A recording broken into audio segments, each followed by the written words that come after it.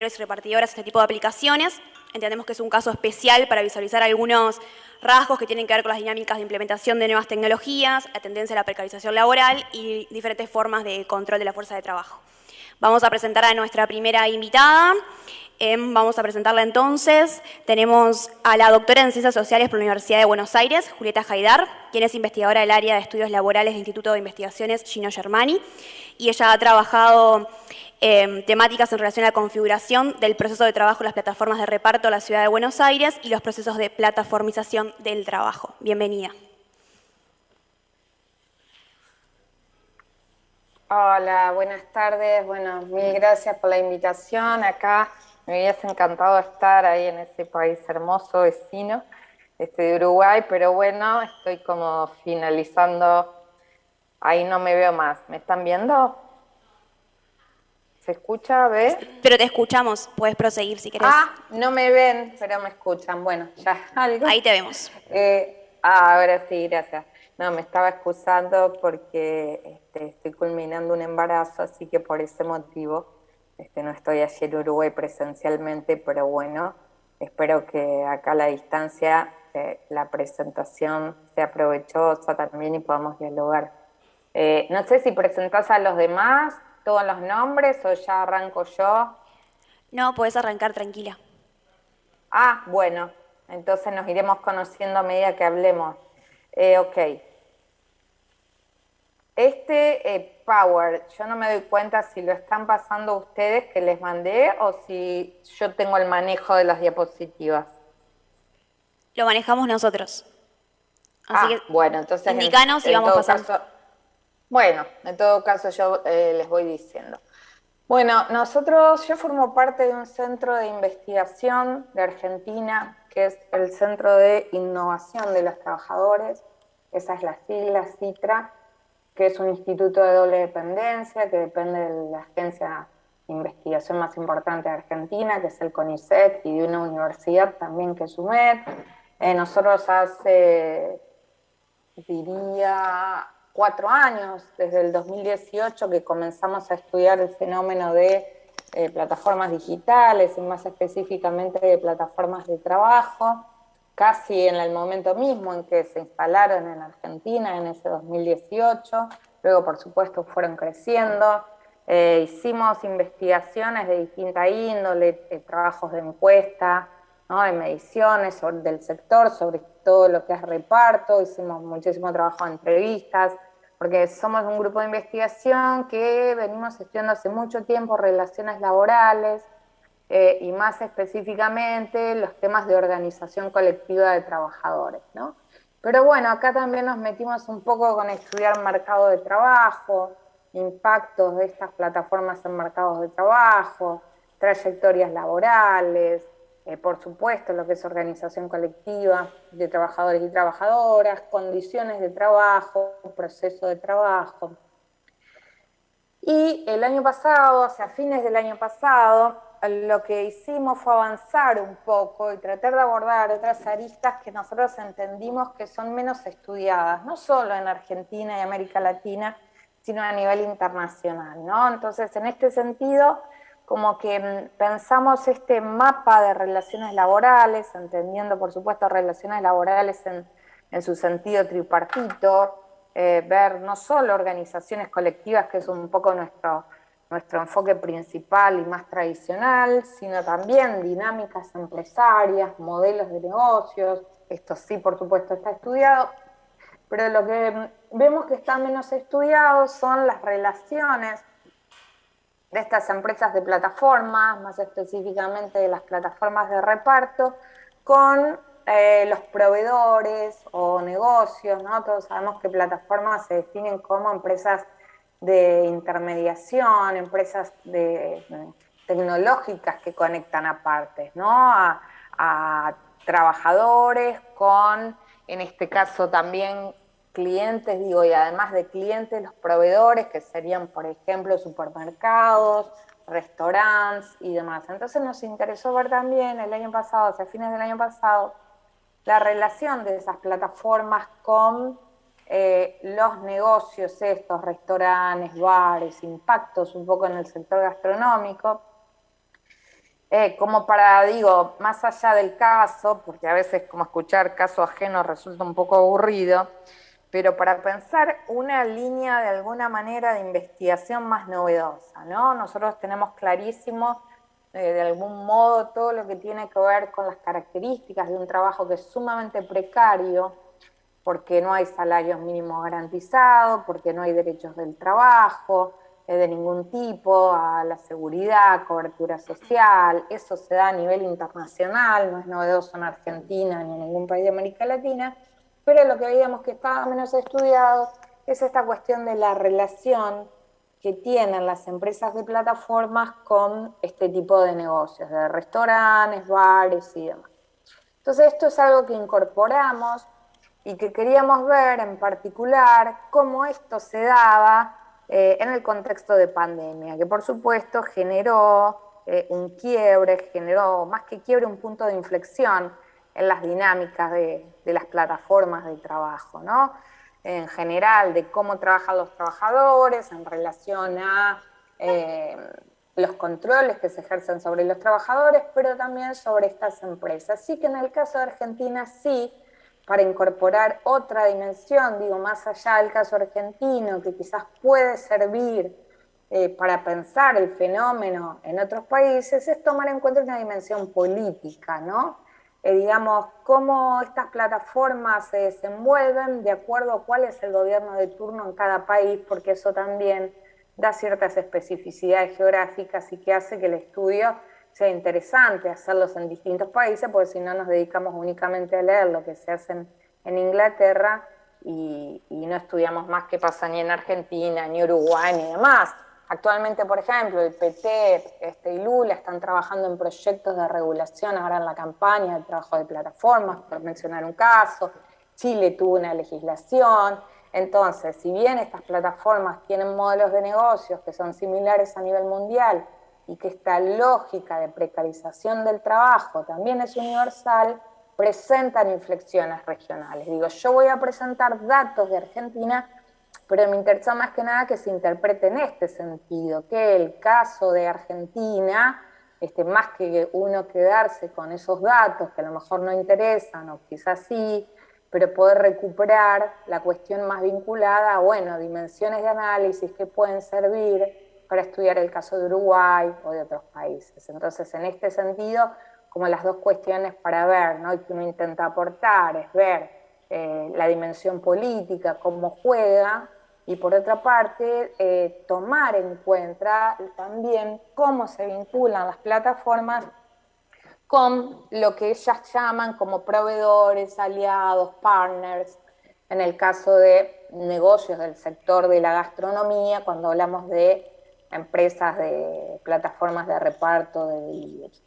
Bueno, ahora sí, ya pasada esta presentación para explicar de qué va, podemos pasar la diapo. Bueno, esto es más o menos lo que acabo de decir. En el caso concretamente de Argentina, nosotros queríamos ver como este cambio en Argentina, las empresas de plataforma que se instalan en el 2018 lo hacen bajo un gobierno, digo, esto está hecho de manera, por supuesto, como muy sintético y de modo tal que es un poco brusco, ¿no? Esta idea de proempresarial por obrero, pero sintetizándolo, el gobierno de Mauricio Macri con ciertas características de más uno lo podría leer como neoliberal, neoconservador, siguiendo esa línea, pero que lo que a nosotros nos interesa, más allá de una caracterización abstracta, que es lo que tiene que ver con el vínculo con las empresas, fue un gobierno que intentó imponer, instalar una reforma laboral similar a la reforma laborista de Brasil, que no lo consiguió, por supuesto porque hay un movimiento obrero resistente. Fue el gobierno que sancionó una forma jurídica que se llamó SAS, pero bueno, no importa, pero el concepto es una forma jurídica que le permitió a estas empresas de plataforma instalarse en Argentina con una inversión risible, muy, muy baja, algo similar a 3 salarios mínimos, se podía fundar una empresa. Así es como llegaron Rappi, Uber y otras empresas en el año 2018. O sea, vemos una empresa que ya a priori genera condiciones para, sin mayores obligaciones, sin pedirle mayores cumplimientos a estas empresas, les permite operar. Y con el cambio de gobierno que se produce con un gobierno, bueno, de tradición peronista, digo, que tiene que ver con esta tradición más pro-obrera o laborista dentro de Argentina, encarnado por el presidente Alberto Fernández, había una gran expectativa, sobre todo de las organizaciones de trabajadores de reparto, de abogados laboralistas, de que este nuevo gobierno, como tiene esta ideología más pro-obrera, pudiera regular más el trabajo de plataformas a las empresas y dar una legislación que dé derechos a los trabajadores. Esta es la expectativa que existía y que, digo, rápidamente se vio un poco defraudada, ¿no? Al menos al día de la fecha, si bien hay iniciativas, no hay una legislación existente. Y esto además se suma, que siempre es como este punto de inflexión y un argumento político para los vaivenes que se van sucediendo, la pandemia, ¿no? Que efectivamente ha tenido desde ya importantes efectos en Argentina, en lo que es el aumento en el primer año, sobre todo de la desocupación, de pobreza, de fragmentación, y que esto impactó, por supuesto, en la mano de obra y en el sector. Entonces, esto para ver, bueno, cambios en los gobiernos, cambios políticos. Y después, el otro eje de trabajo que nosotros hemos hecho es este más clásico de pensar los vínculos de las plataformas con los trabajadores y trabajadoras, y con esto que mencionaba en el comienzo, la relación con restaurantes, bares, los llamados aliados o partners de estas empresas de plataforma. Bueno, ahora vamos ya un poco a los resultados, para ser breve, porque sé que venimos como una jornada larga. Si quieren pasar la diapositiva. Para adelante. Eco. Bueno, esto que para nosotros constituye como de algún modo ciertos hallazgos, no solo en los resultados, sino también en plantear las preguntas, cosas que por momentos quedan de lado. Por supuesto, quienes hacemos estudios del trabajo nos interesa la relación capital-trabajo, por sobre todas las cosas. Entonces, por eso desde ya uno trata de estudiar cuáles son condiciones de trabajo, procesos de trabajos, organizaciones de los trabajadores. Pero entendemos que ha quedado un poco descuidada esta relación de las empresas de plataformas con, bueno, la pizzería, con la hamburguesería, con el restaurante, que por sobre todas las cosas durante la pandemia de COVID-19, que lo que pasó en Argentina también pasó en otros países, largos meses con disposiciones de restricciones a la circulación, ¿no? Obviamente que uno no podía ir a sentarse a un bar, a un restaurante y demás. Entonces hay una cantidad de bares, restaurantes, todo el gran sector gastronómico, que en muchos de los casos, hasta el momento, no tenían vínculo alguno con estas plataformas de reparto, ¿no? Que en Argentina solo al momento operan dos, que son Rappi, bueno, y Pedido Ya, con origen Uruguay, luego, ya sabemos, internacionalizada, ¿no? Entonces, hasta el momento no tenían relaciones con estas empresas, pero que se vieron forzadas a hacerlo, porque el dilema era o trabajamos con las empresas de plataformas o no trabajamos. Fue apareciendo el sistema de takeaway, pero bueno, como de manera tibia. Lo cierto es que las plataformas se impusieron como la única opción posible para sostener el sector, y esto trajo aparejado también una serie de condicionamientos hacia ese sector gastronómico que se encuentra en diferentes condiciones. No es lo mismo una mega empresa, una multinacional como McDonald's, que la hamburguesería de barrio, de la esquina, lo mismo con lo que sucede con la pizzería, ¿no? Entonces a nosotros nos pareció interesante introducir esta idea de también relaciones asimétricas, no solo en pensarlo como uno lo entiende que existe por definición en la relación capital-trabajo, es decir, las empresas de plataforma con los trabajadores, sino también pensarlo con estos aliados o partners. Y que esa asimetría estaba dada por la unilateralidad de estas empresas de plataformas, que lejos de poder estar, digamos, los negocios en una mesa de negociación más o menos equitativa, como incluso se supone que existe en un contrato civil y comercial, es imposición de la empresa, bueno, querés empezar a operar con nosotros, te cobramos el 20%, el 25% de comisión por cada una de las transacciones que realices. Y esto además veíamos que estas empresas, digamos, aliados o partners, también tienen diferentes condiciones para hacer un intento de negociación. Nosotros pudimos acceder con gran dificultad, con un trabajo muy artesanal, de entrevistar a casas de comida, a grandes empresas, a los contratos que firman las empresas de plataformas con estos negocios. Es decir, por ejemplo, el contrato de Rappi con Arcos Dorados, el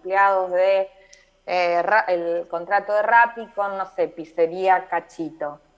Y veíamos que hay una diferencia abismal en comisiones que se cobraban por lo mismo a una gran empresa que a una pequeña empresa, ¿no? En el caso entonces de McDonald's, por el mismo servicio del delivery, del marketplace, a lo mejor le cobraban una comisión del 15%, a una pizzería o una hamburguesería chiquita del 25%. Por eso nosotros hablamos ahí abajo, yendo un poco más rápido, a los efectos de dumping que esto tiene, ¿no? Es como una competencia desleal. Hay una fuerte tendencia con este sistema a fortalecer a grandes empresas frente al, digo, el pequeño, no sé si la figura existe igual en Uruguay, de la roticería, del envío a domicilio, la pizzería. Entonces, fuertes dificultades en ese sentido y disparidades. El otro tema que introducimos es, así como uno habla en la relación con los trabajadores de la gestión algorítmica, que es un concepto que utilizan muchísimos autores, que nosotros también lo hemos utilizado para ver la cuestión de un sistema de disciplinamiento y control sobre los trabajadores. Por ejemplo, no te rechazás tantos pedidos, vas a recibir una penalidad, me quedan 5 minutos, perfecto. Lo mismo vemos que sucede en el caso de los restaurantes y de los bares. Esto no sé si es muy conocido, por eso a mí me parece interesante señalarlo, esta cuestión de las mismas empresas tienen que estar conectadas y gestionar los pedidos de un restaurante, un bar a través de la plataforma, y si los rechazas también reciben penalidades, que después podemos ver cuáles son. Y hay un sistema de monitoreo permanente que tiene incluso impacto sobre el proceso productivo. ¿A qué nos referimos? Bueno, por ejemplo, en la organización de qué comida se va a producir, ¿no? En qué tiempos tiene que hacerse, es decir, hay una injerencia de estas plataformas en el mismo modo en que se organiza el proceso productivo gastronómico. Entonces, nosotros que estamos bien tratando de tener una mirada más amplia, vemos los efectos que tiene sobre locales gastronómicos, ¿no? Aumentándole sus comisiones, los efectos de dumping y la otra cuestión fundamental que vemos en países como Argentina, y esto ahora se está dando en otros países, pero en Argentina es estructural, los altos niveles de inflación que existen. Y esto porque es, obviamente, la pizzería, si tiene que pagar un 25% de comisión, no puede absorber ese 25% de comisión y lo traslada a los precios. Entonces, la pizza, que uno llega a su casa, tiene el costo del delivery más el costo que se le suma de los precios por las comisiones que cobran estos negocios. Ahora sí, paso 2 cosas más. Próxima diapo. No, la anterior. Eso. Esto, si bien entiendo que puede resultar muy interesante a nosotros, un poco como nos resulta tan reiterado y creo que también tan común, que por eso a mí positivamente me resulta menos interesante, pero bueno, el público que no lo conoce capaz que puede ser más interesante. Cambios que se dan en la pandemia, en el trabajo. Las encuestas primeras que se hicieron da en Argentina un 80% de población migrante desarrollándose en esta actividad, ¿no? Y con la pandemia se ve una fuerte incorporación de población argentina, aquella población que venía teniendo trabajos informales y que por la pandemia lo perdieron sus fuertes ingresos y encontraron en estas plataformas una actividad de refugio, ¿no? La otra cuestión que nosotros sabemos es que este trabajo también es informal, es un trabajo sin cobertura social.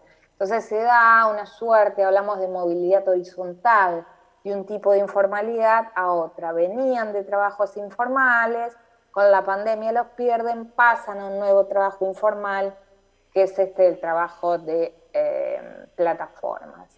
Hay un montón de datos que a nosotros nos indican una intensificación de la explotación de los trabajadores en la pandemia, tales como hacen la misma cantidad de horas y de pedidos, pero tienen menos ingresos que antes de la pandemia. Eso tiene explicaciones, después lo podemos ver por el modo mismo en que se organiza el trabajo. Y si vemos en este otro aspecto que nos venía interesando, cierta transformación de algún modo en la organización colectiva de los trabajadores, porque hay en el contexto de pandemia como una fuerte conciencia de esta paradoja de ser declarados trabajadores esenciales, porque eran de los pocos que podían circular, pero al mismo tiempo precarios. Y todo eso generó muchísimas movilizaciones, un pliegue a los paros internacionales de trabajadores, pidiendo precisamente por protecciones frente a COVID, pidiendo por recomposiciones en las tarifas y demás. Y la última, para completar esto, a ver cuál más sigue, si hay una más, si me pueden pasar. Bueno, rápido la anterior y voy a esta. Respecto de la regulación, rápidamente lo menciono porque siempre, bueno, depende en qué mesa uno se encuentre y la pregunta es ¿y qué hacer, no? ¿Cómo regulamos? Hay distintas ideas, mismo en Argentina hay una idea de generar una legislación especial, hay otra que dice apliquemos la legislación existente. Cada una tiene sus controversias, pero son dos opciones posibles. Ahora sí, voy a la última, ya para redondear algunas cuestiones de reflexión. Y que lo pensamos en términos de, bueno, como un documento de trabajo, de recomendaciones. Uno, que, bueno, es como no podemos tapar el sol con la mano, ¿no? Como prohibir la actividad, combatirla, ir al choque. Efectivamente pensamos que la necesidad es contenerlo más que combatirlo. Es un modelo en expansión, es un modelo que no se va a detener por voluntarismo, porque de hecho es algo que sucede a nivel internacional, y porque además tiene muchos beneficios, tanto para locales gastronómicos como trabajadores. Uno se detiene, por supuesto, un poco por vicio profesional, y porque también es su tarea social en la crítica, pero desde ya que tiene sus beneficios. En el caso de locales gastronómicos que le permiten llegar a expandirse a territorios que anteriormente no estaban presentes, porque le permiten tener publicidad a través de este marketplace, y en el caso de los trabajadores acceder a trabajos e ingresos. En sociedades con altísimos niveles de desocupación es una fuente posible de trabajo y es innegable. Esto aparece en cualquier entrevista. Pero la necesidad entonces de regularlo, ¿no? Regular cosas que a veces no aparecen tanto en los medios, que no las vemos, los impactos que tienen en el mercado y el consumo. Estas empresas nos están formateando nuestros hábitos de consumo. Uno tiene en el chat y le aparece a las 20 horas, que es el horario en que sabe la plataforma que uno es el pedido, la publicidad de pedite una hamburguesa con cheddar, ¿no? Lo digo así medio caricaturescamente, pero esto sucede. Generan hábitos de consumo, construyen mercados, construyen, pautas de consumo. Es imperioso regular porque también generan situaciones de esto que digo, la unilateralidad, los abusos sobre locales gastronómicos que no tienen mayores márgenes de negociación, sobre todo los más pequeños, o tomás estas comisiones o no operas más. Y por último, porque lo que ya todo más sabemos es los altísimos niveles de precariedad y desprotección social que tienen. Frente a esto, algo que creo que todos coincidimos, la necesidad de que haya intervención de parte de agentes estatales y supraestatales, esto es lo que está haciendo Europa, a través de las recomendaciones de Comisión Europea y directrices, y desde ya la necesidad de mayores articulaciones y fortalecimiento de las organizaciones de trabajadores. Cuando decimos en distintos niveles, nuevamente, tanto a nivel nacional como supranacional. Así que bueno, este es un poco el trabajo que queríamos compartir. De nuevo, yo insisto, tratar, y en todo caso después lo vemos, de ver en este panorama argentino y en este análisis algunas pistas, puntas que puedan servir también para otras investigaciones en otros países. Así que desde ya, por mi parte, esta sería la presentación. Quedo atenta escuchando a compañeros y compañeras y seguir el debate. Bueno, muchas gracias, Julieta. Gracias. Por tu presentación. Quería agradecerte a ti, también a Ludmila y a Cristina por aguardar, por esperarnos, así que muchas gracias por eso. Vamos a presentar a la siguiente invitada. Bien, ella es la doctora Ludmila Bilio. Es investigadora del Centro de Estudios Sindicalistas y Economía Laboral y también profesora colaboradora del programa de posgrado en Sociología del Instituto de Filosofía y Ciencias Humanas de la Universidad de Campinas. Su línea reciente de trabajo, de investigación postdoctoral, se centra en la uberización, las condiciones de trabajo y salud del trabajador justo a tiempo. Así que, bueno, le damos la bienvenida a Ludmila, que está vía Zoom. Muchas gracias. Bom, boa tarde. Eu queria muito agradecer o convite ao Nicolás e a Carmen. E também é uma alegria estar aqui com a Julieta e participar, né, dessas nossas iniciativas de irmos construindo uma perspectiva latino-americana, né, sobre essas transformações do trabalho que tanto nos desafiam nos dias de hoje. Eu vou, infelizmente, falar em português, porque o portunhol acho que é pior, né? E vou tentar falar pausadamente e espero que dê para me compreender bem. Vou fazer o melhor que eu conseguir aqui. Eu queria iniciar fazendo, antes de falar dos repartidores, no Brasil nós os chamamos de motoboys, pensando um pouco nos elementos centrais da uberização do trabalho, né? Eu venho pesquisando, escrevendo sobre isso desde 2017. Eu acompanhei as transformações do trabalho dos repartidores, eu fazia pesquisa empírica com eles desde 2012. Então, ao ver a entrada das empresas de plataformas digitais, eu pude acompanhar em ato como as condições de trabalho deles foram se transformando. E por uma coincidência, no meu doutorado, eu tinha feito uma pesquisa com as revendedoras da Natura, que eu imagino que vocês conhecem, né? E que só no Brasil já são mais de 1,5 milhão de mulheres. E na época, isso lá em 2010, eu tinha uma questão que eu acho que está no cerne hoje, no centro da uberização do trabalho, né? Que é que formas de controle e organização do trabalho estão operando, onde é possível você ter multidões de trabalhadores informais, né, onde desaparecem as prescrições do trabalho. Então, desaparece o contrato de trabalho, desaparece a definição sobre a jornada de trabalho, desaparece a definição sobre o valor do trabalho, né, como algo regulado, pré-determinado, e, ao mesmo tempo, tudo isso desaparece, mas você consegue controlar o trabalho, né, de milhões de pessoas, de forma centralizada, né, e aí dialogando com a Julieta, né, nesses processos de monopolização que vão acontecendo em diferentes setores.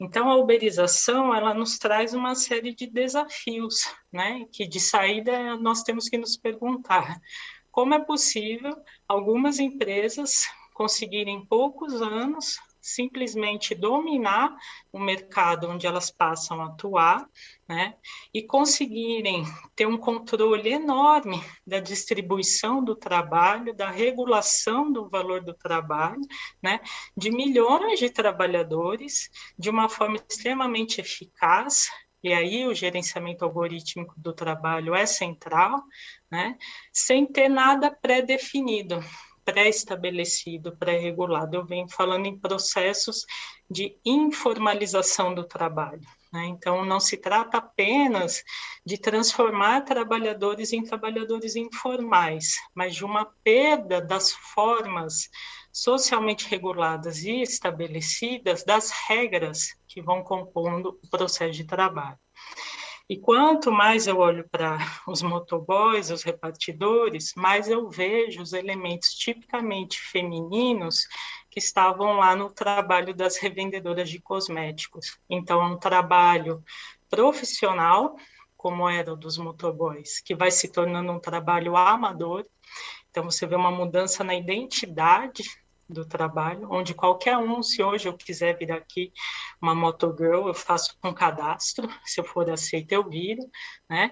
Então, uma perda da identidade profissional e uma perda da própria definição do que é trabalho, o que não é, o que é tempo de trabalho, o que não é, o que são custos do trabalho, o que não são, né?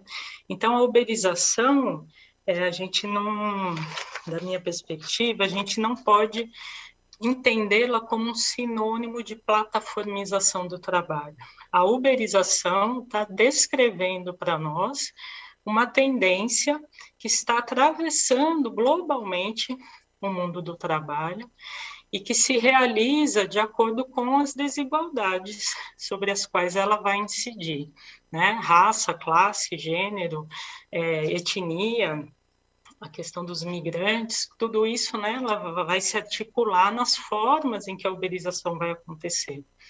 E me parece que nós estamos olhando tanto para a uberização, não só por uma solidariedade aos motoristas, aos repartidores. Os repartidores existem há décadas e estavam muito invisibilizados. Hoje eles estão no centro da nossa visão, né? Mas me parece que nós estamos olhando para a uberização porque nós sabemos que todos nós somos potenciais trabalhadores uberizados, né? Então, a uberização, nós sabemos que é uma transformação que está em curso no mundo do trabalho e que conta com elementos técnico-políticos e regulações do trabalho muito favoráveis a propiciar esse processo. Então, assim, para mim, eu acho que tem dois elementos centrais, né, que a gente tem que estar atento em relação à uberização. Por um lado, a uberização, ela vai separar a concepção entre ser trabalhador e ser força de trabalho, né? Essas duas coisas sempre andaram juntas de forma muito conflituosa, historicamente, né? E vão definir todo o conflito entre capital e trabalho, que é, bom, o trabalhador, força de trabalho, é ser humano. Então, ele tem quantas horas é justo ele trabalhar por dia? Qual o valor mínimo da sua hora de trabalho? Como que ele irá envelhecer? Como ele irá adoecer? Então, são coisas que andam juntas.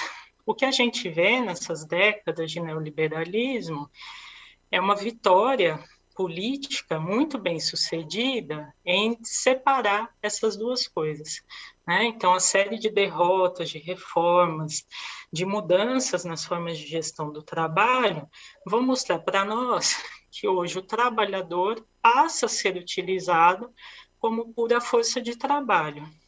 E a sua sobrevivência como ser humano vai sendo cada vez mais transferida para ele próprio, né? A reprodução social do trabalhador hoje ela ganha um nome, né? É o empreendedorismo de si.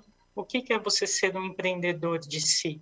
É você ser uma pessoa inteiramente responsável pela gestão da sua própria sobrevivência, enquanto que Estado e empresa se retiram das responsabilidades sociais historicamente constituídas que garantiam que a sua reprodução social, tem um monte de cachorros aqui, a sua reprodução social era uma responsabilidade social, né, tanto do Estado quanto das empresas. Então, esse para mim é um primeiro elemento. E quando esse trabalhador é reduzido na relação de trabalho a pura força de trabalho, ele vai se tornando um trabalhador sob demanda, né? Eu venho usando muito o termo do trabalhador just in time, porque quando nós nos deparamos com o toyotismo, a partir daí mais claramente na década de 70, nós nos deparamos com uma nova lógica que passou a reger o processo produtivo, que era a produção sob demanda, né? E todas as eliminações de custos e riscos que essa produção trazia. Inclusive, a Natura faz isso. Ela tem 1 milhão de mulheres do lado de fora, cuja informalidade vira informação para dentro da fábrica. Então, no que a mulher vende, a Natura produz. Essa é a produção just in time.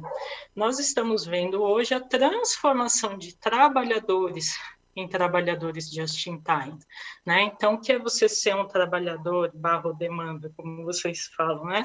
É você ser um trabalhador que está disponível ao trabalho, e aí os repartidores deixam isso tão evidente para nós, né? É aquele cara sentado na praça, né, com o aplicativo ligado, totalmente disponível, conectado, aquilo é trabalho, mas que é recrutado ao trabalho de acordo com as determinações das empresas. Então, isso é você ser um trabalhador sob demanda. Por que isso é um fenômeno social gigantesco, né? Nós temos que estar muito atento a isso. Porque ele traz uma nova concepção social, né, sobre o que é o uso da força de trabalho. E isso está se consolidando. Então, está sendo transferido, é um trabalhador que acorda sem saber quantas horas ele vai trabalhar por dia, que trabalho ele irá receber, por que o trabalho terá aquele valor e não outro, e, consequentemente, ele, ao não saber e depender inteiramente das determinações da empresa, ele não tem a menor ideia sobre a sua jornada de trabalho. Então, todas as pesquisas com trabalhadores uberizados vão constatar o quê? Que os trabalhadores não falam mais eu trabalho tantas horas por dia, X horas por dia. Ele fala eu trabalho para ganhar tal valor por dia, porque ele não sabe mais quanto ele terá de trabalhar para receber tal valor. Então, ele passa a ser um trabalhador sob demanda, disponível ao trabalho, e todas as conquistas históricas em torno da jornada de trabalho e do valor mínimo, né, que sempre foi rebaixado, né, da força de trabalho, vão se desfazendo. Então, é um trabalhador que vive na total insegurança. E associado a essa condição sob demanda, se tece esses processos de informalização do trabalho, né? E o que são esses processos de informalização?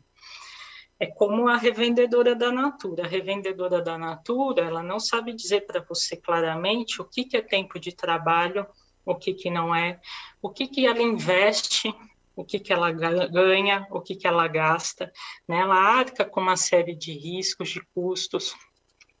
Os processos de informalização do trabalho, nós todos vivemos, nós, né, que tivemos no Brasil um privilégio de nos isolarmos socialmente, de trabalharmos online, do home office, né? Isso foi ainda vivido, apesar de uma enorme intensificação e extensão do tempo de trabalho, isso foi vivido como um privilégio, não como um direito. Nós sentimos na pele o que é a informalização do trabalho, né? É o quê? Você não saber mais o que é o espaço de trabalho, o que não é, o que é tempo de trabalho, o que não é, o que são custos do trabalho, o que não são, né? A uberização, isso está no cerne dela, né? Está no centro da uberização, esses processos de informalização. Então, o que é um trabalhador submetido a esses processos de informalização? E aí o repartidor, novamente, materializa para nós todos esses processos, né?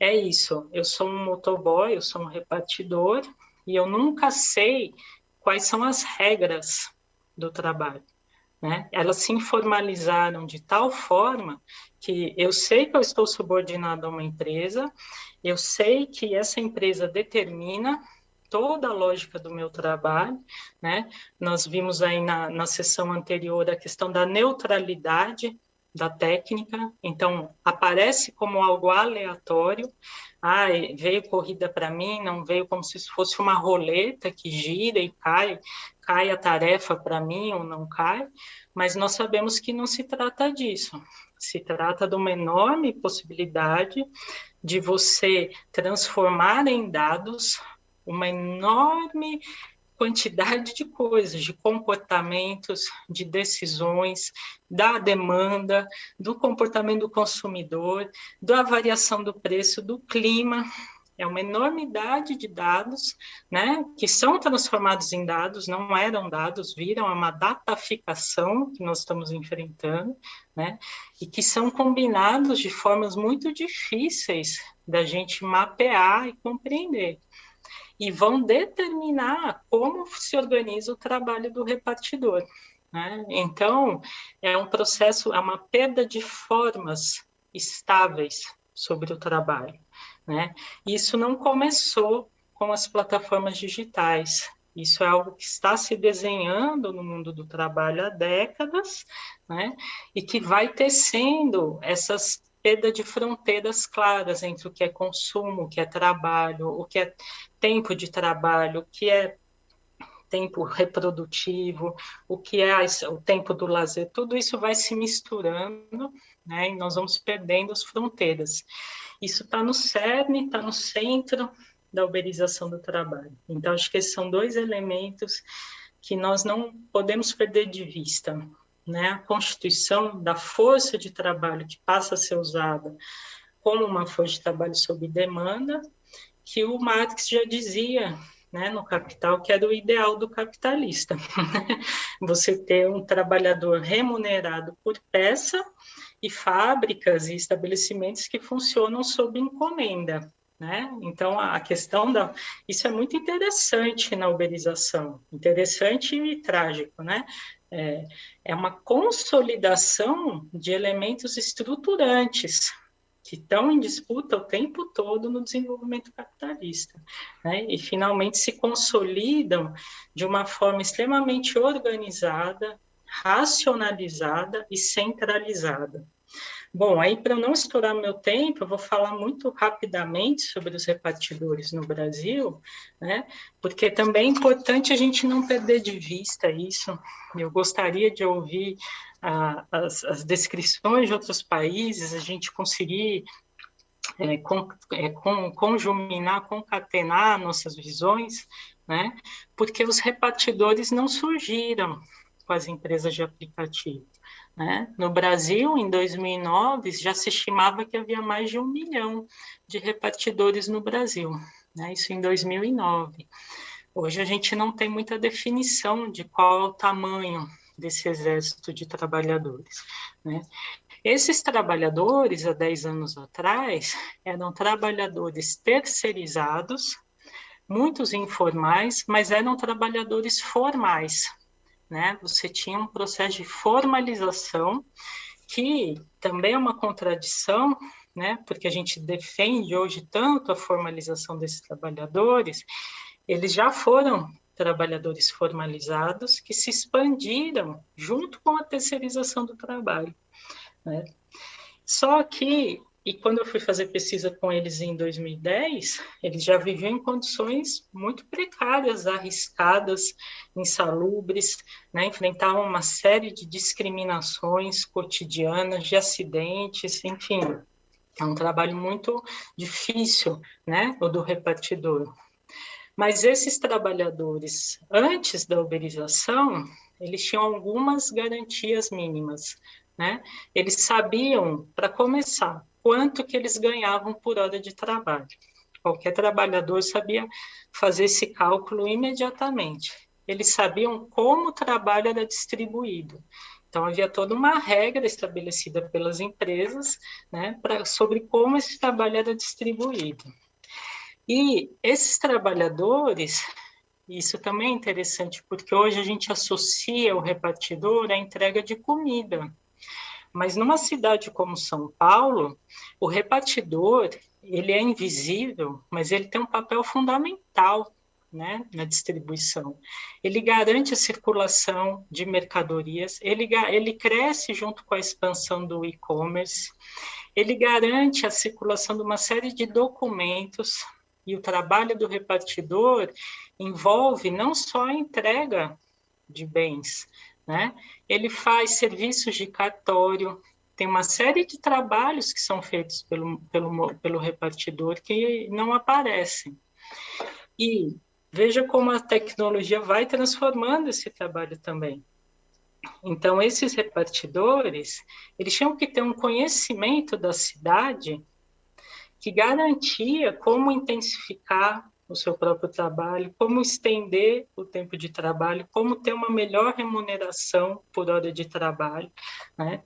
Bom, com a uberização, qualquer trabalhador pode se tornar um repartidor, e com o GPS e o próprio aplicativo definindo o caminho do trabalhador, mudam as competências, os saberes sobre esse trabalho. E o que nós vamos vendo é um processo de amadorização, né? Uma perda de uma identidade profissional para um trabalho que vai se apresentar, assim como para os motoristas da Uber, sempre como temporário, né? Então ele parece algo temporário, ainda que ele seja permanente, né? Mas ele perde uma característica profissional, ele se torna um trabalho amador. Isso abriria para nós muitas discussões, né, sobre o trabalho amador e a importância que ele tem, né, e como o Estado vai ter um papel diferente, né, assim como com o motorista da Uber. Então, o Estado regula um táxi, né, certifica um táxi, põe a placa vermelha, põe o logo no táxi. O que certifica o motorista da Uber? Somos nós, né? A multidão de consumidores. A regulação, a confiança e a garantia do trabalho não passa mais pela formalização estatal, mas nós confiamos muito, nós somos uma multidão de consumidores vigilantes e também realizamos um trabalho não pago. Eu estou encerrando já. Bom, então, gente, são esses os elementos centrais que eu gostaria de passar para vocês. Agradeço a atenção, muito obrigada.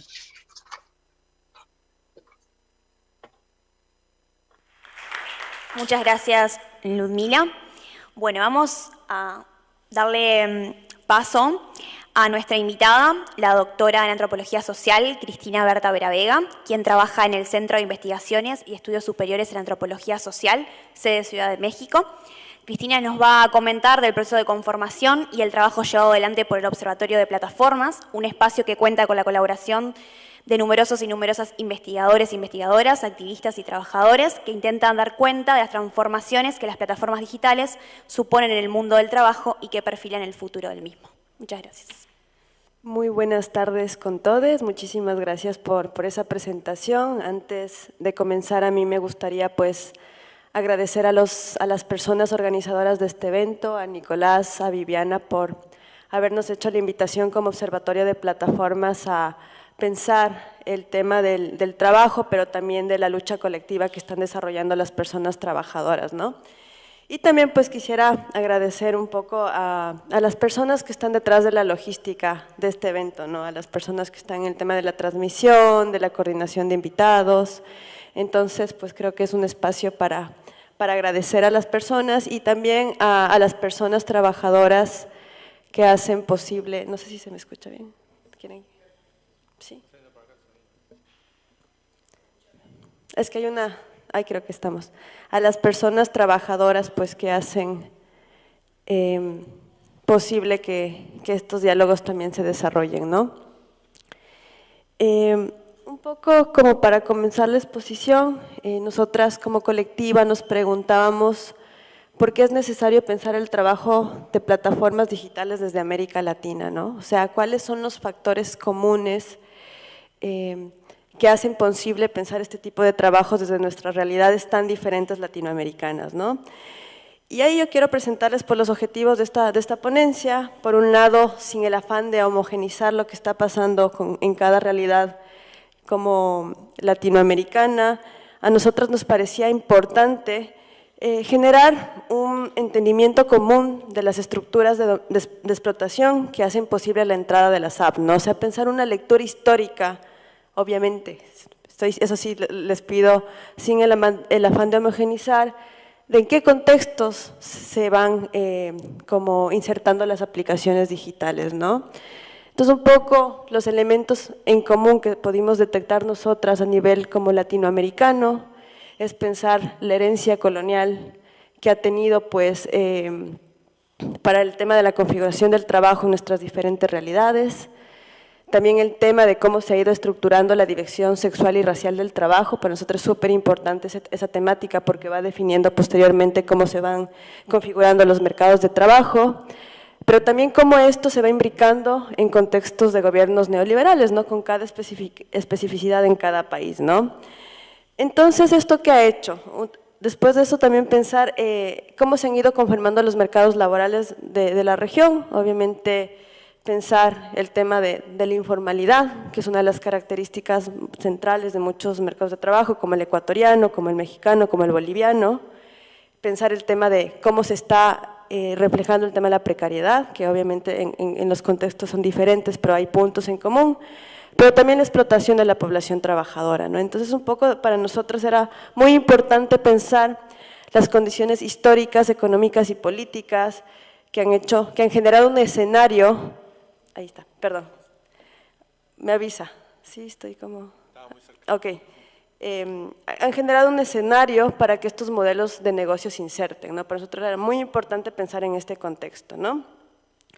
Pero también a mí nos parecía importante pensar no solo en los factores de explotación, en las estructuras de dominación, sino también qué está pasando con las luchas que están desarrollando las personas trabajadoras a lo largo de Latinoamérica, ¿no?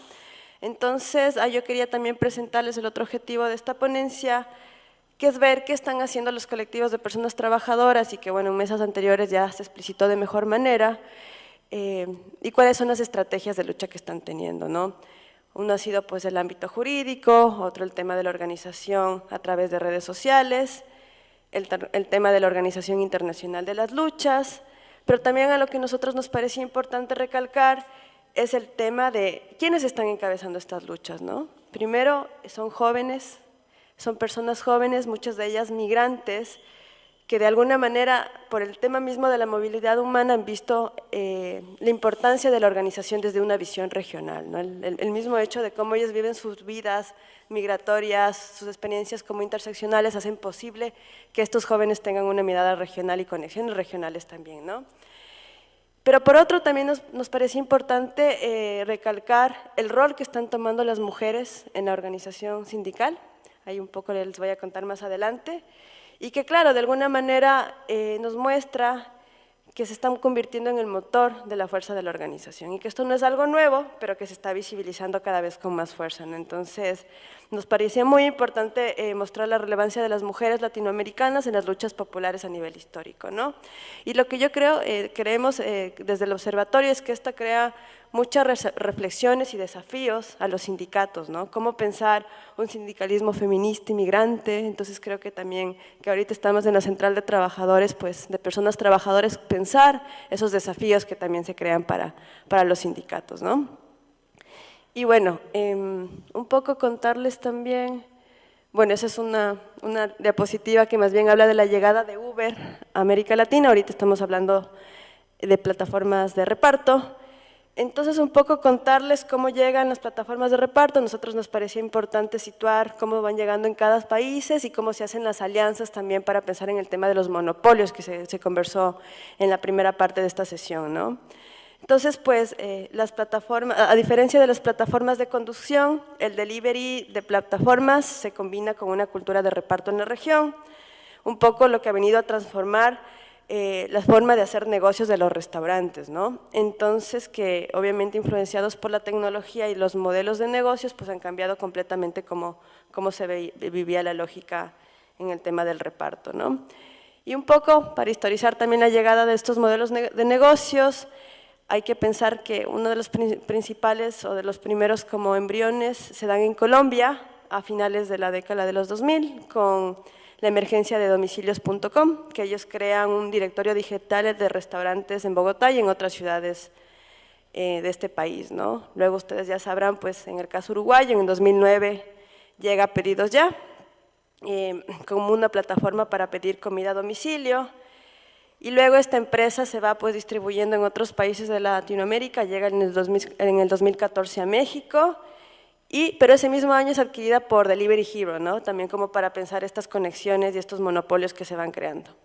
Luego en el 2011 en Brasil nace iFood o iFood, que opera principalmente en países como México y Colombia, y en el 2020 iFood anuncia que se funcionará con domicilios.com para hacerle la competencia a Rappi, ¿no? Un poco ya hablando de Rappi, en 2015 se funda la empresa colombiana Rappi, que arranca con operaciones en los países de la región, posicionándose como una empresa muy imponente. Ustedes saben que ha sabido diversificar los servicios que ofrecen. Ellos no solo ofrecen temas de delivery de comida, sino que ellos pues innovaron con el tema de entrega de medicamentos, de la tercerización de servicios. Entonces, pues Rappi tiene un modelo de negocios que le ha posicionado como la plataforma digital que más ha crecido en América Latina, ¿no? Un poco para seguir pensando, en el 2017 llega la empresa española Globo al mercado latinoamericano, entra por Chile, luego va a Perú, en el 2018 entra en Argentina, Costa Rica, Panamá, Guatemala, Ecuador y República Dominicana. Y en el 2021 la gigante alemana Delivery Hero, que ya había estado en el sector, compró a Globo en Latinoamérica bajo la marca de Pedidos Ya, un poco como para tener en contexto cómo se fueron insertando las empresas en la región, ¿no? Entonces, su presencia, al igual que otros países, lo que ha hecho es que ha habido una proliferación de negocios no solo internacionales, sino también nacionales, de plataformas digitales que ofrecen servicios de diferentes maneras. Y un poco pensando en las reflexiones de la Organización Internacional del Trabajo, lo que ha pasado es que las plataformas actualmente se están regulando a sí mismas, ¿no? Tenemos regulación a nivel internacional y nacional, bueno, estamos como construyendo eso que las regulen, ¿no? Entonces, bueno, ahí podemos hablar de monopolio, de todo lo que se conversó en la primera parte de estas jornadas. Y bueno, ¿y eso qué ha dado como resultado? Pues un poco, ustedes, como ya se dijo, en la mayoría de estos países, pensando en los factores en común, estas empresas operan sin cobrar comisiones, cobran comisiones a las personas usuarias, pero también a las personas trabajadoras. También lo que hacen es no reconocerse como una empresa de reparto, sino como tecnología, lo que hace como que nuestras legislaciones en teoría no puedan regularlas. Las personas trabajadoras están expuestas a una alta precarización y también al control por parte del algoritmo, que eso también un poco ya se habló. Obviamente no hay relaciones contractuales ni de seguridad social y no asumen costos, no tienen oficinas, no asumen costos de vehículos, de mantenimientos, de usos de teléfonos inteligentes, de planes de datos, de seguridad de salud y accidentes, ¿no? Los que llevan esos costos son las personas trabajadoras, ¿no? Y un poco eso que ha hecho, eso ha llevado que un poco para ver las cifras de cómo han crecido estas empresas a nivel latinoamericano, un poco lo que ha hecho es que ha incrementado de 2016 a 2020 el tema del crecimiento de estas empresas, ¿no? Según cifras del Euromonitor Internacional, América Latina alcanzó los 72.000 millones de dólares hasta agosto del 2020 en crecimiento de estas aplicaciones, ¿no? Y un poco la paradoja de estas ganancias es que obviamente esa falencia de la inversión extranjera con la que nos quieren vender los gobiernos, las entradas de estas aplicaciones, es que el 70% de las ganancias se concentran en solo 2 países, los Estados Unidos y la China, un poco las analogías de las materias primas. El trabajo de plataformas digitales es externalizado por empresas del norte y realizado por trabajadores del sur, por personas trabajadoras del sur, ¿no? Entonces, un poco lo que esto nos muestra es que las personas trabajadoras son las que sostienen los medios de producción, los vehículos, su mantenimiento, el pago de datos, incluso deben comprar los bolsos con los que llevan los pedidos, ¿no? Entonces, un poco para que veamos cómo se van estructurando estas empresas, ¿no?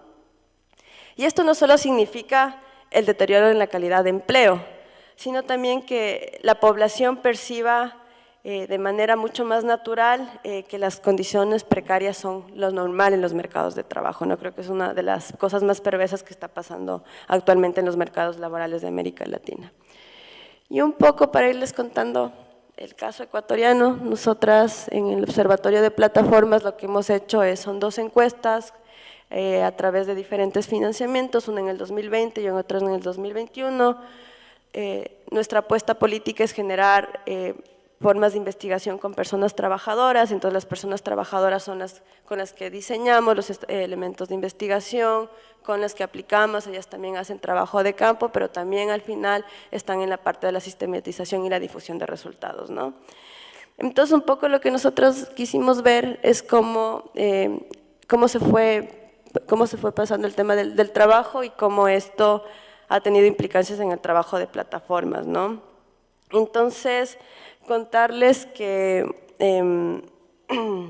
un poco también contarles que en Ecuador las empresas de aplicaciones arribaron en medio de una de las múltiples crisis del mercado laboral, llegaron en el 2018, a través de las empresas de reparto llegaron en el 2018 a través de Globo y Uber Eats, y posteriormente pedidos ya, como ya les comenté, ¿no?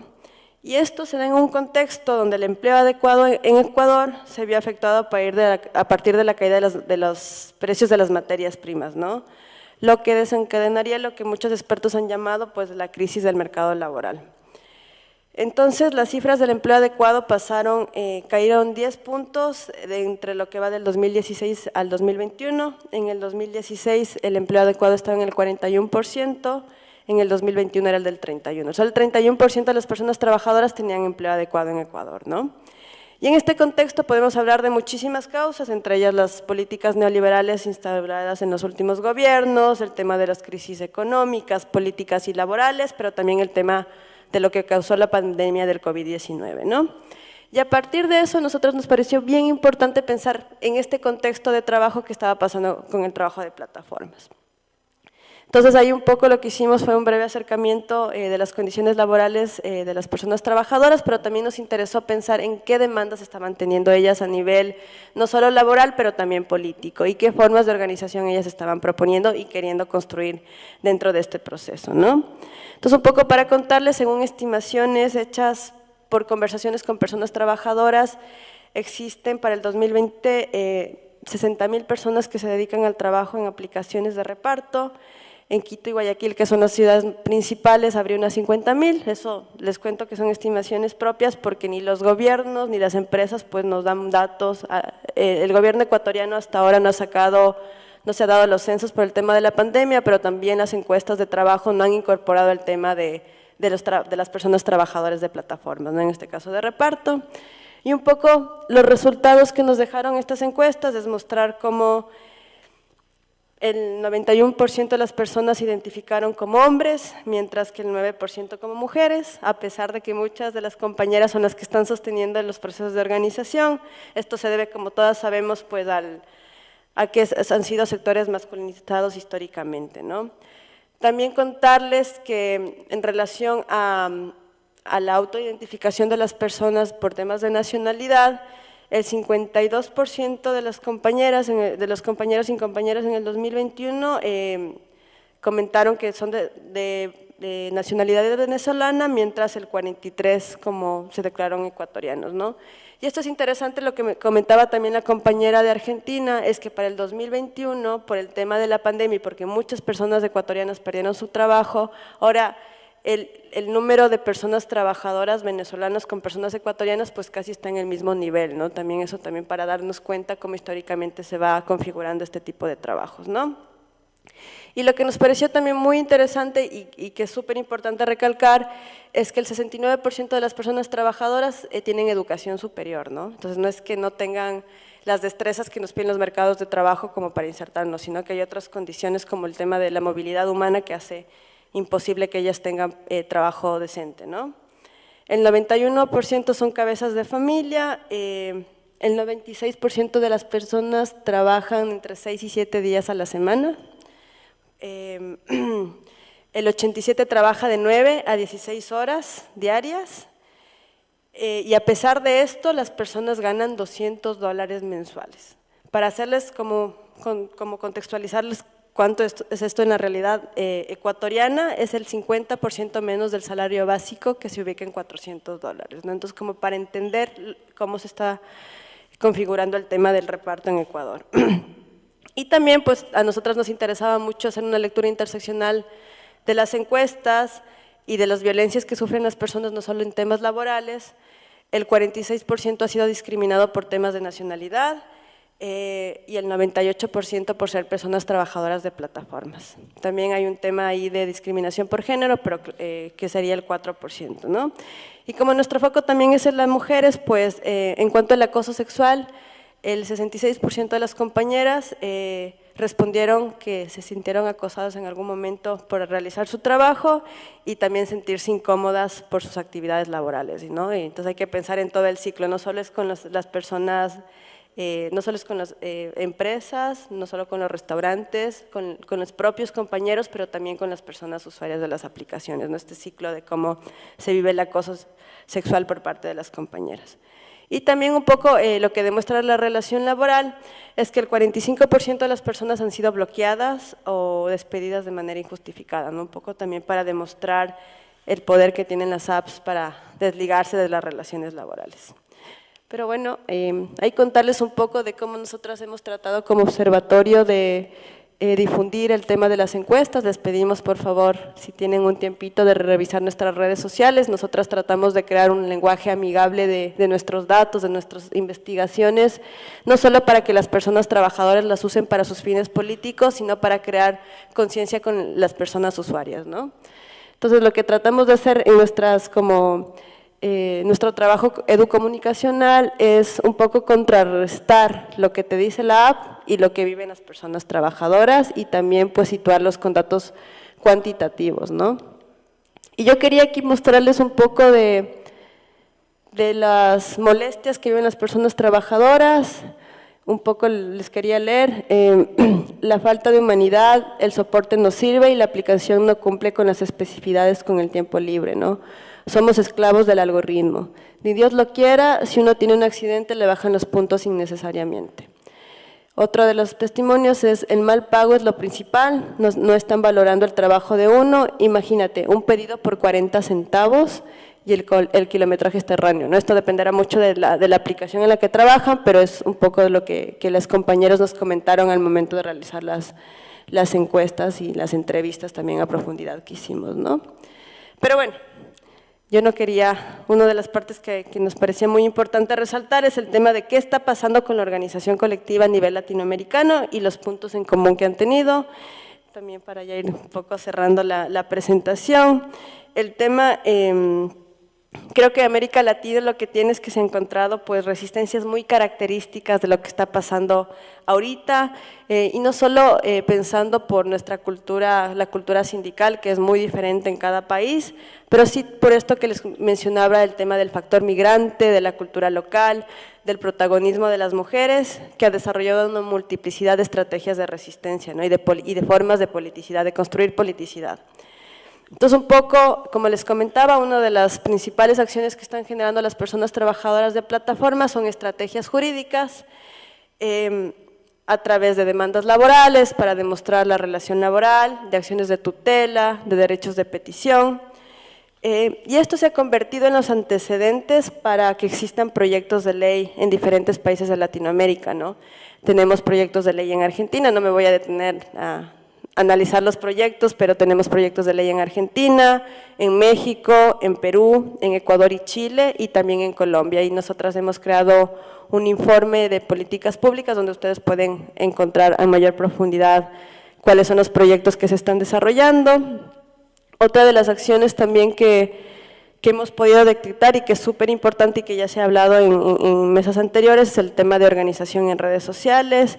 Las redes sociales, pues, de los compañeros, que a veces son las redes sociales hegemónicas, se juntan para crear quejas de vulneraciones de derechos, convocar a paros, organizar eventos de solidaridad, atender a compañeros que han sufrido algún tipo de accidente, entre otras cosas, ¿no? Y lo que nos parece bien interesante y que creo que también debemos pensar dentro de los movimientos sindicales es cómo los compañeros han apostado por el tema de la organización internacional, ¿no? Contarles que ha habido entre 5 a 6 paros, el último paro internacional fue en octubre del 2020, y es interesante cómo los compañeros están apostando a este tema porque, nada, o sea, cómo ellos están también pensando en cómo si la plataforma son internacionales, son globales también, cómo la resistencia puede convertirse darle un énfasis a nivel internacional, ¿no? Entonces, en el último paro, para contarles, hubo 16 países, estuvo Argentina, Chile, Brasil, Costa Rica, Colombia, Ecuador, México, Perú, Bolivia, España, Italia, Alemania, Francia, Estados Unidos, Canadá y Japón, que se autoconvocaron para reclamar sus derechos laborales. Entonces, creo que es una de las estrategias bien importantes que hay que tomar en cuenta dentro de la organización colectiva, ¿no? Y también esto que les comentaba, ¿no? Estas nuevas, no sé si nuevas figuras, pero que están construyendo el tema de la organización. Tenemos a los jóvenes migrantes, a las mujeres que son protagonistas de la organización sindical en un contexto masculinizado, no solo en el tema laboral, sino también en el tema de los sindicatos, de las organizaciones de personas trabajadoras. Entonces ahí yo quería presentarles algunos de los perfiles de las mujeres, y muchas de ellas mujeres migrantes que estaban haciendo posible el tema de la organización y que están encabezando la organización en diferentes países de América Latina, ¿no? Tenemos en Ecuador el caso de Yuli Ramírez, en Colombia Carolina Evia, las dos son compañeras venezolanas migrantes que han llegado a los diferentes países. En Argentina, bueno, no sé cómo está la situación, pero también tenemos a la compañera Maru Fierro, que está también ahí acompañando a los procesos de sindicalización en el país de Argentina. Tenemos a Aurora Granados, que es una compañera en California, que es parte del Mobility Workers que se está también conformando allá. Y en México tenemos a Paola Ángel, que es representante de Ni un repartidor menos. Entonces también a nosotros nos parece importante recalcar el protagonismo que están teniendo las mujeres dentro de los procesos de organización, ¿no? Y bueno, ahora sí, ya para cerrar, yo quería contarles un poco de como las conclusiones, ¿no? ¿Por qué es importante pensar el trabajo de plataformas desde América Latina? ¿Por qué es importante tener una visión regional, ¿no? A pesar de todas las diferencias en muchísimas temáticas. Entonces, desde el ámbito académico nos parecía importante aterrizar debates en torno a las transformaciones del mundo de trabajo, la flexibilidad laboral, la tecnología como agente de intercambio, pero también de control, y la imbricación de presiones con problemáticas locales, regionales e internacionales, ¿no? También pensar entre la falta de regulación y la ausencia de derechos laborales de las plataformas digitales, los impactos que estas economías generan en las economías locales, en cada contexto de la región, pero también cómo esto nos sirve para tener mejores herramientas como personas investigadoras, como activistas para acompañar la lucha de las personas trabajadoras, ¿no? Y un poco una de las apuestas del observatorio es crear una construcción de conocimiento situado, sí, en un diálogo regional. Entonces, un poco esas son como las conclusiones que hemos llegado con este trabajo y bueno, como les comenté, ojalá puedan visitar nuestras redes sociales y también está a disposición de las personas trabajadoras, pues si desean pues generar algún tipo de procesos que necesiten, pues para generar, no sé, procesos de conexión internacional, pero también procesos de conexión interdisciplinaria y con diferentes sectores de la sociedad, ¿no? Eso, muchísimas gracias. Bueno, Cristina, agradecerte por tu exposición. Espero que podamos seguir encontrándonos y trabajando juntas. Bueno, para finalizar la jornada del día de hoy y la mesa central número 2, vamos a tener la exposición de nuestro compañero, sociólogo, Nicolás Marrero, que está doctorando en Ciencias Sociales en la Facultad de... en la UBA, y nos va a estar conversando sobre la configuración del proceso de trabajo de las plataformas de reparto aquí en el país. Nicolás, junto a Mariana Mendi y el equipo de extensión, hemos sido y han sido los que han liderado el proceso de investigación sobre esta temática, así que sin más preámbulos, Nicolás. Bueno, buenas tardes para todos y para todas, para los valientes y que están presentes aquí, que se han quedado durante toda la jornada. Hemos comenzado a las 10, bueno, 9:30 de la mañana, estamos acá, son las 7. También los que, bueno, eventualmente nos están siguiendo por YouTube y por las redes.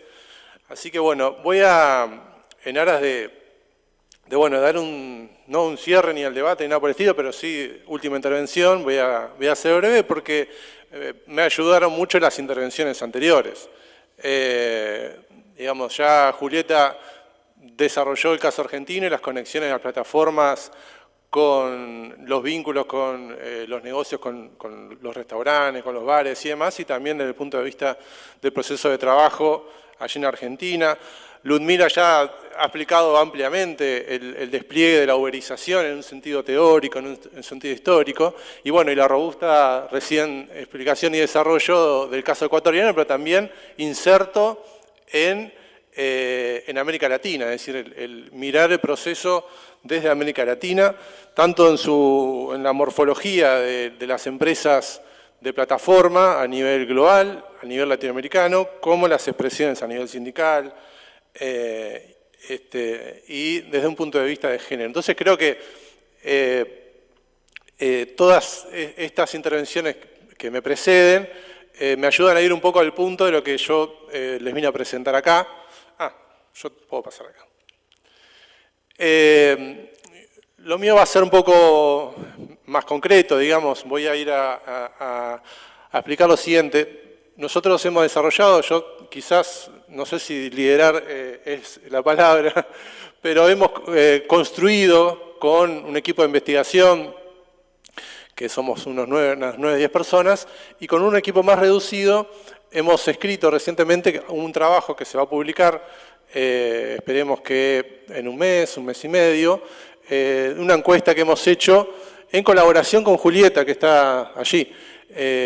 Un marco de preguntas que fue aplicado en Buenos Aires, nosotros lo replicamos acá durante junio, julio del año pasado, manteniendo algunas características de la encuesta que aplicó Julieta allá, y lo que intentamos incorporar es el proceso de diálogo, digamos, con el sindicato, con Sinurrep. Es decir, es una encuesta dirigida a repartidoras y repartidores en la ciudad de Montevideo, donde básicamente intentamos caracterizar la población, ¿sí?, sociodemográfica, caracterizar los procesos de trabajo y datos que nos dieran cuenta de la dinámica de trabajo, y finalmente las dimensiones subjetivas, es decir, cómo perciben el trabajo esos trabajadores. Una encuesta que llegamos a casi 90 casos, ¿no? La reforzaremos más adelante, pero que, bueno, es un aporte en un contexto donde no hay datos en Uruguay. Es decir, no hay datos sobre las plataformas. Fue dicho durante todo el día de hoy cómo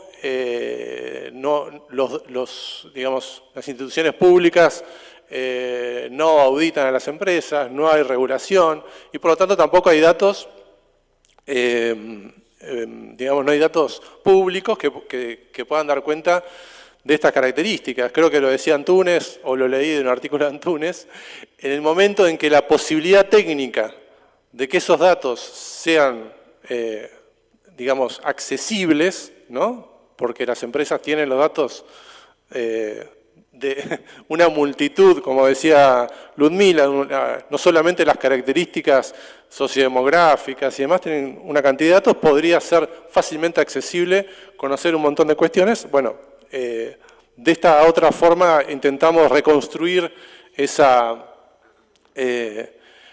situación. Entonces, bueno, Para ir un poco rápido, acá fue mencionado, digamos, el contexto, ¿no?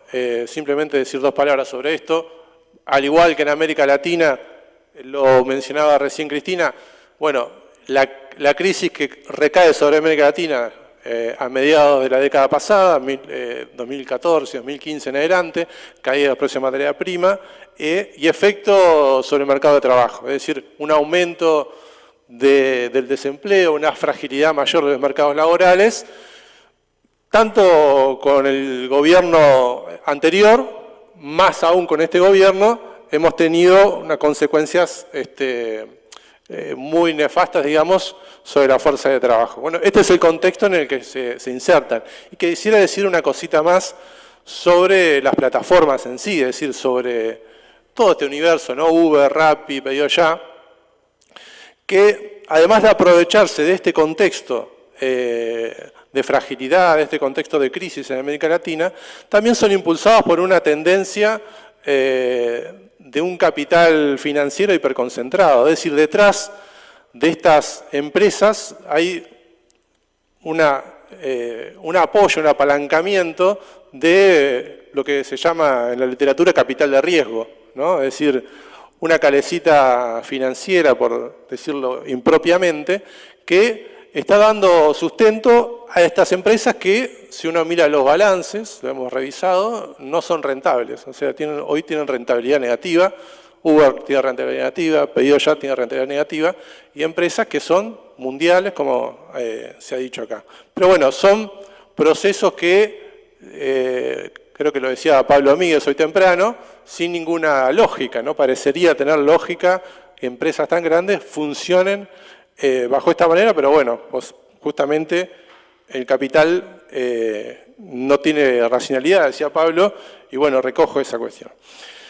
Entonces, yendo un poco a caracterizar esta encuesta con espíritu de co-construcción de la propia encuesta, en diálogo con los trabajadores y las trabajadoras, encontramos lo siguiente, que es una fuerza de trabajo predominantemente masculina. Esto creo que se repite en muchas de las encuestas que hemos visto en América Latina.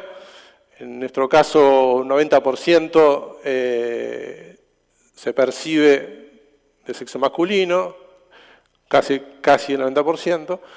Es una fuerza de trabajo donde el peso de los migrantes nuevamente aparece, ¿no? De forma muy similar a lo que sucede en otros países, donde tenemos el 42%, 42,2% de nacionalidad uruguaya y casi un 60% de extranjeros, ¿no? Ahí lo que tenemos es una predominancia de cubanos, en primer lugar, población venezolana en segundo lugar y dominicanos en tercer lugar, una proporción mucho menor.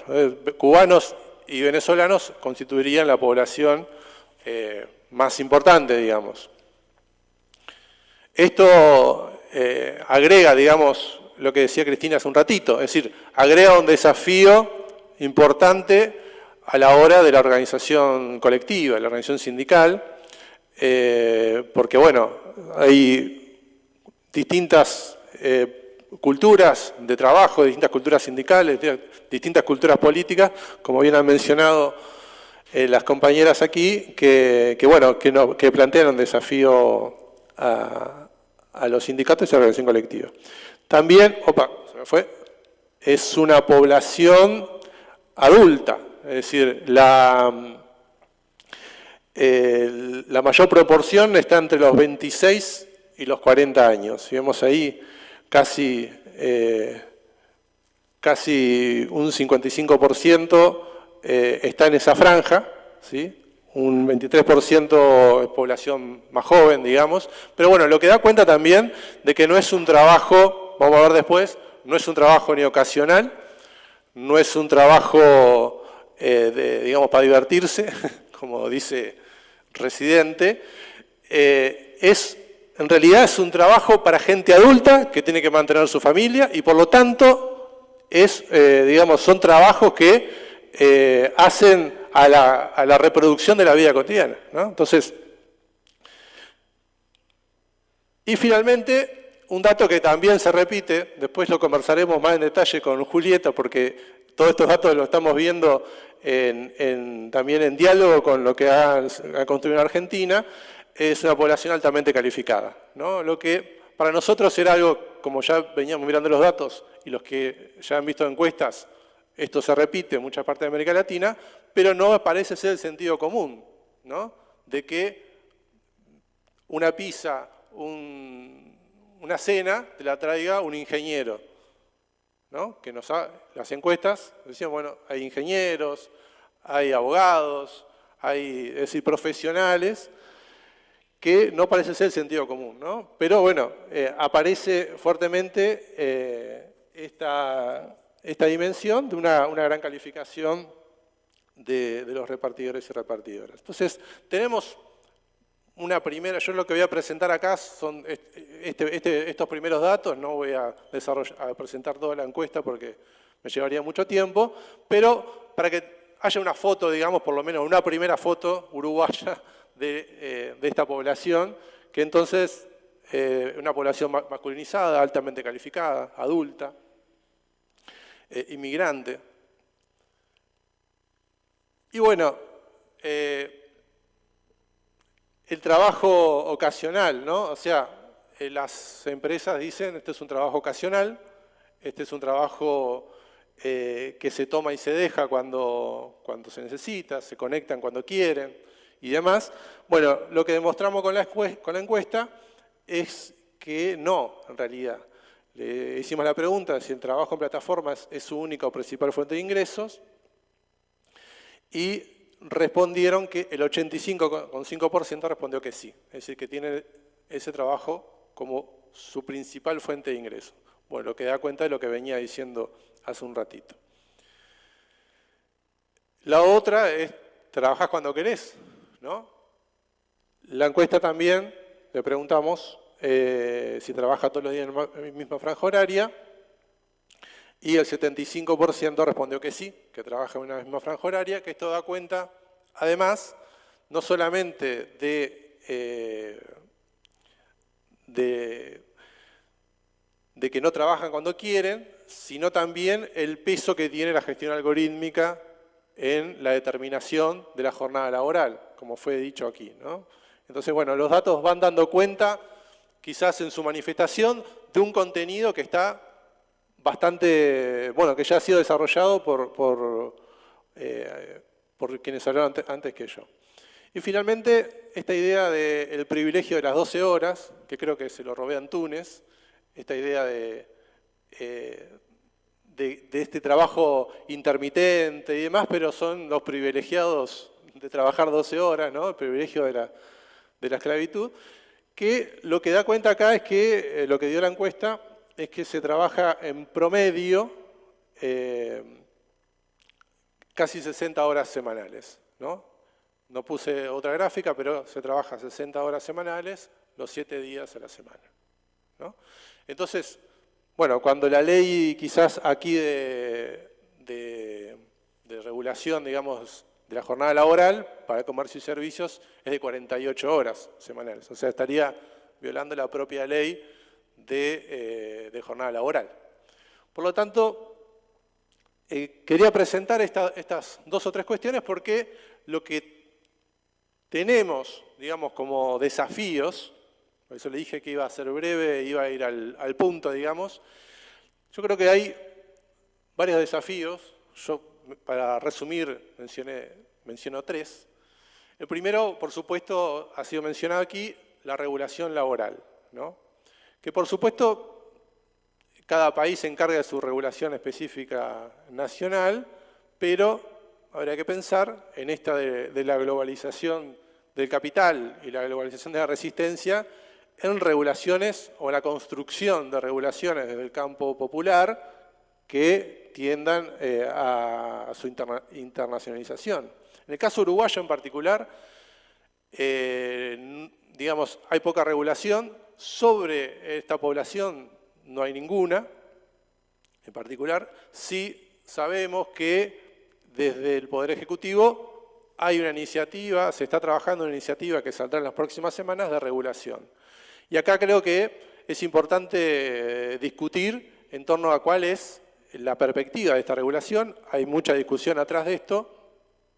Si se regulan las condiciones de trabajo, ¿no?, que por supuesto sería un paso adelante, pero desde mi punto de vista insuficiente, porque en realidad con lo que hay que regular es la naturaleza del vínculo laboral. Es decir, si lo que se ha discutido aquí, si son trabajadores autónomos, si son trabajadores dependientes o subordinados, con eso es con lo que hay que discutir, que es con lo que se ha metido la regulación europea, la regulación española, de la Comisión Europea también, es decir, determinar que son trabajadores donde hay un vínculo laboral dependiente y por lo tanto garantizar los derechos laborales, ¿no?, asociados al trabajo, ¿no?, que lo que hacen estas empresas es evadir esa legislación laboral. Y esto es importante porque esta forma de trabajo no es solamente para estos 5.000 trabajadores que hay en Uruguay. 4.000, 5.000 trabajadores, tampoco tenemos el número claro porque no hay información pública, sino porque es una tendencia, creo que lo señaló Ludmila, es una tendencia que se expande al resto de la fuerza de trabajo uruguaya. Es decir, la tendencia a la precarización laboral, la tendencia a la informalización, esa tendencia se expande, lo comentaban hoy temprano las compañeras. No es solamente un problema de los repartidores, la tercerización, la precarización laboral, sino que es una tendencia que está adentro del pedido ya, y si salimos del mundo de las plataformas, es una tendencia que se expande a otros lados. Es decir, es el ideal del empresario de pagar la fuerza de trabajo cuando la requiere, ¿no? Ese es el ideal. Bueno, lo que implica toda una serie de cuestiones. Pero bueno, en este sentido, la regulación laboral es una cuestión central y de la cual nosotros queremos poner una discusión. De hecho, mañana, a las 10 de la mañana, vamos a tener un taller con Cristina que vamos a discutir la construcción o la co-construcción de una regulación laboral que garantice derechos, ¿no? O sea, cómo armar ese mapa con los sindicatos, con otros colectivos y demás.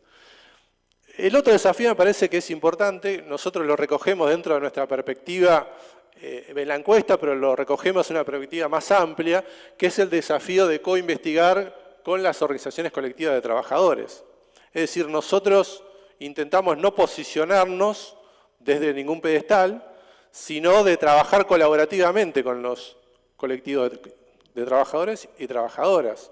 Es decir, que hay un saber social de los trabajadores y las trabajadoras que es necesario ponerlo en juego, valorizarlo, por decirlo de buena manera, en función de objetivos comunes. Entonces, esta perspectiva, a veces con mucha dificultad, a veces con menos, me parece un desafío que lo mencionó Cristina también aquí, en cómo construyen ellos el Observatorio de Plataformas en Ecuador.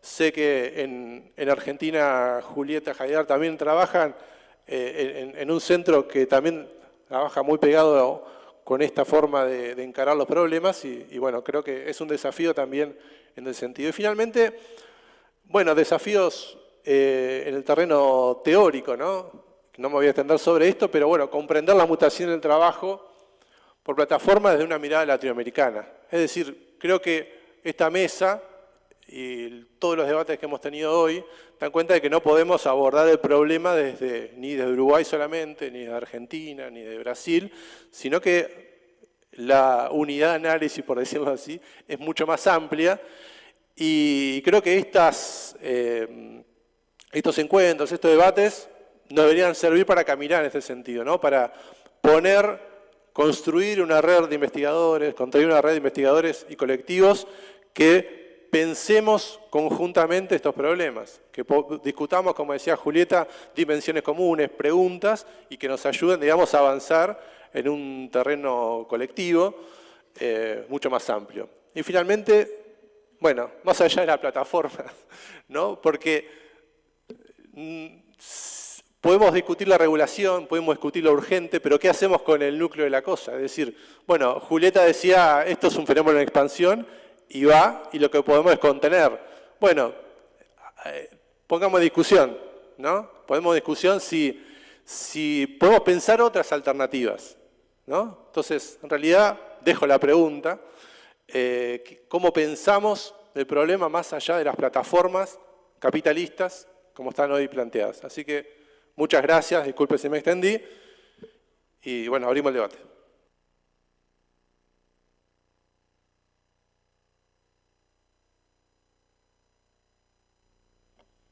Bueno, sé que estamos un poco cansados de la jornada, pero vamos a abrir un pequeño espacio de intercambio, así que si tienen preguntas, comentarios, es el momento.